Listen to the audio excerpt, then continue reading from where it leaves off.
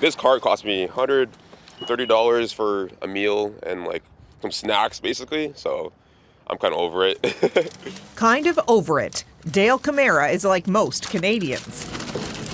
New Ipsos polling done exclusively for Global News found 80% of people pay more for groceries each week. The majority, $50 or more. Or $1,000 a year that people are paying more for groceries than they were this time last year.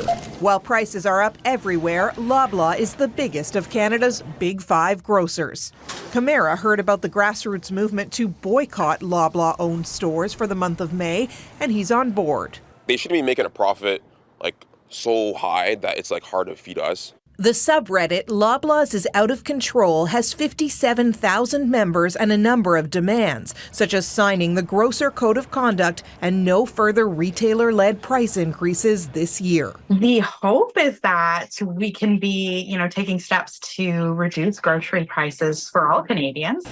Founder Emily Johnson says she's received an email from a Loblaw executive looking for a meeting, and she's hopeful, but knows not everyone can boycott when for many Canadians, a Loblaw-owned store is the only option. Whether you think that you can avoid Loblaw stores or not, there are plenty of ways for you to get involved and, to ensure that your voice is heard, because you're not alone in any of these struggles. There's not enough competition. If you shop around for lower prices, that behavior in and of itself actually will cause prices to drop.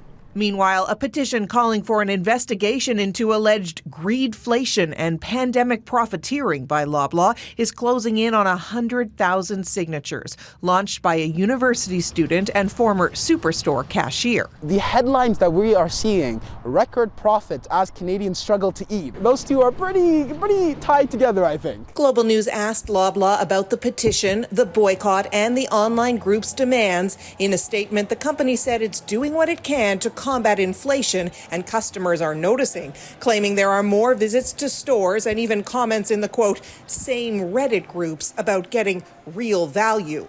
Abigail Bimman, Global News, Ottawa.